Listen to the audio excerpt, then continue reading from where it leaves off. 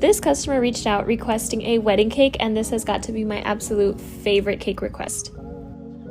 So she started off by telling me that she wanted more of a traditional wedding cake, which is all white with floral, and the groom wanted to have a themed wedding cake. She then sends me a picture of what looked like Christmas ornaments, and one of them was a Batman and another one was Hello Kitty. And she tells me that when they first started dating, they went shopping together and they happened to buy these two figures because she really loved Hello Kitty and he loved Batman.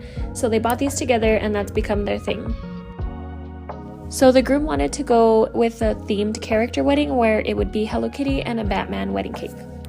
So after some brainstorming and seeing how the bride was just so willing to give up the creative control to her husband as far as their wedding cake, I went ahead and I gave them both what they wanted. I have always wanted to make one of those wedding cakes that you see like on Pinterest, where it's like this all white 5-tier traditional wedding cake, and then just on one tier or on one corner in the back, peeking through some draped fondant, is like a Spider-Man themed or a superhero theme for the husband. And this is exactly what I was going for. However, it was going to be the part that's peeking through is going to be split right in the middle, and it's going to reveal a Hello Kitty and Batman theme. I started off with 3 all-white frosted tiers, and then I put a black line right down the middle of one side.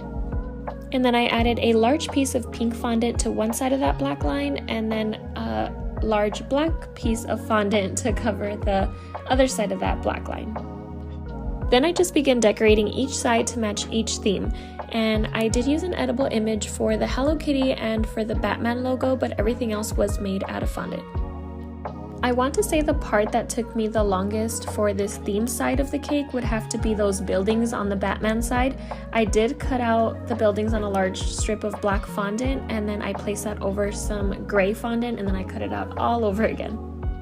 Once both sides are fully decorated, I place this white fondant curtain to each side.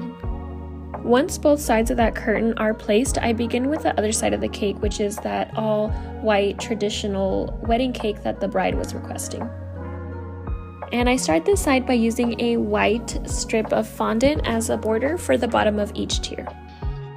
Once all 3 tiers have that bottom border, I begin to place handmade flowers of all sizes to that white part of the cake. And I do want to include that when the bride first reached out, I had so many ideas running through my mind for what I can do with what she was requesting. I originally wanted to recreate those exact ornament figures that she had sent a picture of and have them wearing a tuxedo and a veil as cake toppers, but made out of fondant. And that's when the bride told me what her budget was and asked if I can work with her. So we did some tweaks and adjustments, and we took off a couple things, and I think what the final outcome was just ended up being absolutely perfect. The day before the wedding, the bride reached out saying that she was having a little bit of a hard time figuring out who was going to pick up the cake for her, because she then tells me that this cake was a surprise to her entire wedding party as well as a surprise to her husband. I ended up offering delivery free of charge just because I am a sucker for reactions. But she did end up paying for that delivery as well as leaving me a tip. This is the final look in full spin. I am totally obsessed with this. I hope you guys like it, and I'll be posting a part 2 with delivery and reactions.